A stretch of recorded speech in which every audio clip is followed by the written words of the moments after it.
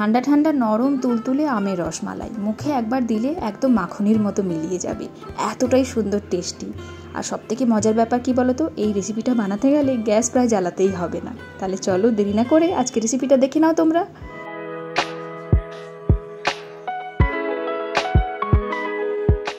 তো রসমালাই বানানোর জন্য দুধ লাগবে। তো দুধটাকে প্রথমে গরম করে নিলাম, নিয়ে ঠান্ডা হতে দেবো। এই যে গ্যাস চালালাম, আর কিন্তু গ্যাসের দরকার নেই। তো দুধটা যতক্ষণ ঠান্ডা হচ্ছে আমি কিছুটা ড্রাই ফ্রুট নিয়েছি। ড্রাই ফ্রুট তোমাদের মনের মতো নিও, আর নিয়ে এটাকে ছোটো ছোটো করে কেটে নিও। এখন একটা মিক্সার গ্রাইন্ডারের মধ্যে আমি দিয়ে দিলাম 1 কাপ চিনি আর 3টে ছোটো এলাচ। এগুলোকে একটা সুন্দর পাউডার করে নেব। এইভাবে চিনির পাউডার ব্যবহার করলে রেসিপিটা বানানোর ক্ষেত্রে অনেকটা ইজি হয়ে যায়। এখন আমি নিয়েছি 3টে আম। আমি এখানে চৌষা আম ব্যবহার করেছি, তোমাদের বাড়িতে যে আম অ্যাভেলেবেল আছে সেটাই নিও। বাস আমটা কতটা মিষ্টি সেটা কিন্তু রেসিপিটা বানানোর আগে একবার টেস্ট করে নিও। তো এখন আমি আমটাকে কেটে নেব আমের পাল্প বের করে নেওয়ার জন্য। তো পাল্প বের করানো সবাই জানে কিভাবে বের করতে হয়, তারপরেও আমি দেখিয়ে দিচ্ছি। তো এই আমটা থেকে কিছুটা আমের আমি পাল্প বের করব, আর কিছুটা আমের আমি চাঙ্ক বের করব। তো চাঙ্ক বের করার জন্য এইভাবে ছুরি দিয়ে ছোটো ছোটো টুকরো করে কেটে নিয়ে, তারপর দেখতেই পাচ্ছ আমি কিভাবে করছি। এইভাবে ছোটো ছোটো টুকরো করে নিয়ে একটুখানি স্পুন দিয়ে যদি আলগা করে দাও তাহলে খুব সুন্দরভাবে একটু চাঙ্ক তোমার রেডি হয়ে যাবে। তো কিছুটা আমের আমি চাঙ্ক বের করে নিলাম, আর কিছুটা পাল্প বের করার জন্য রেডি করলাম। চাঙ্ক আমটা একটা বিশেষ কাজে লাগবে, প্লাস ডেকোরেশনেরও কাজে লাগবে। আর বেশিরভাগ আমটা আমি পাল্পের জন্য বের করেছি। পাল্পের জন্য যেটা নিয়েছি সেটাকে মিক্সার গ্রাইন্ডারে নিয়ে কোনো রকম জল ছাড়াই এটার পাল্প বের করে নেব। তো দুধটা এখন ঠান্ডা হয়ে গেছে, এটাকে একটা মিক্সিং বোলের মধ্যে নিয়ে নিলাম। আমি এখানে মোটামুটিভাবে 250 গ্রামের মতো দুধ নিয়েছি, আর তারপর আমি পরিমাণ বুঝে ওই চিনির পাউডারটা খানিকটা দিয়ে দেবো। দুধটাকে কিন্তু আমি খুব ঘন করে ফোটাইনি, জাস্ট ফুটিয়ে একটুখানি এটাকে রুম টেম্পারেচারে ঠান্ডা করে নিয়েছি। এখন এর মধ্যে আমি কি করব, 1/4 কাপের কাছাকাছি দিয়ে দিলে মিল্ক পাউডার। মিল্ক পাউডারটা দিলে কি হবে, রেসিপিটা ভীষণ সুন্দর একটা ক্রিমি হবে, আর ভীষণ সুন্দর একটা গাঢ় ভাব আসবে। তো মিল্ক পাউডারটা ভালো করে মিশিয়ে দেবো। এরপর কেটে রাখা কিছুটা ড্রাই ফ্রুট আমি দিয়ে দেবো, সবটা এখনই দেবো না। ড্রাই ফ্রুটের মধ্যে আমি এখানে পেস্তা নিয়েছি আর নিয়েছি কাজু। তো ড্রাই ফ্রুটটা দিয়ে ভালো করে সব কিছু মিশিয়ে নেব। এরপর ওই আমের যে পাল্পটা বের করলাম জল ছাড়া, ওই পাল্পটা কিন্তু এর মধ্যে দিয়ে দেবো। আর অবশ্যই কিন্তু খেয়াল রেখো দুধটা যেন একেবারেই রুম টেম্পারেচারে হয়। গরম হলেই কিন্তু দুধটা একটুখানি ফেটে যাওয়ার চান্সেস থাকে। খুব ভালো করে এটাকে স্পুন বা হুইস্কার কোনো কিছুর সাহায্যে তোমরা ভালো করে মিশিয়ে নিও।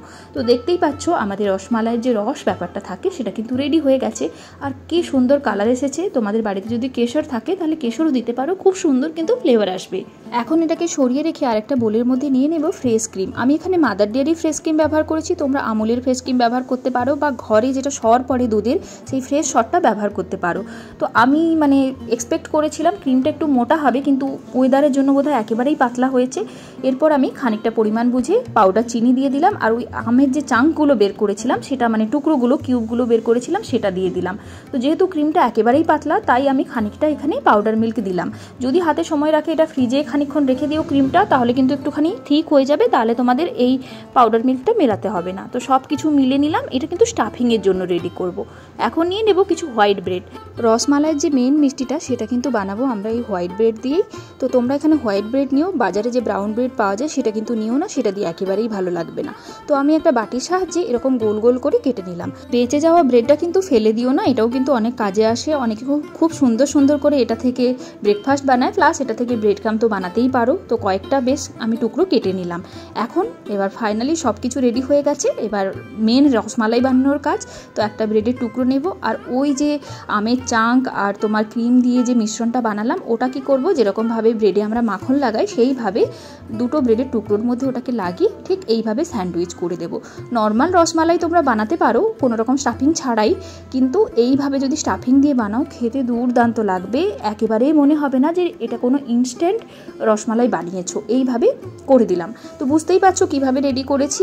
প্রথমে একটা ব্রেডের টুকরো নিলাম, তারপরে ওই ক্রিমের যে মিশ্রণটা বানিয়েছি সেটা এর মধ্যে নিয়ে নেব, নিয়ে ভালো করে মাখন লাগানোর মতো লাগিয়ে দেবো, আর তারপর দুটো ব্রেডকে স্যান্ডউইচের মতো জোড়া লাগিয়ে দেবো। এতটাই সিম্পল প্রসেস। তো তোমরা বানালে অবশ্যই কিন্তু এইভাবে একটুখানি স্টাফিং করে বানাও। তো এইভাবে দেখো আমি 3টে রসমালাই রেডি করে নিলাম। তো এবার ওপর থেকে যে আমাদের রসটা বানিয়েছিলাম আম আর দুধ দিয়ে, তো ওটাকে কি করব এর মধ্যে ঢেলে দেবো। রসটা এতটাই দিও যাতে করে সমস্ত ব্রেডগুলো খুব সুন্দরভাবে রসের মধ্যে ডুবে যায়।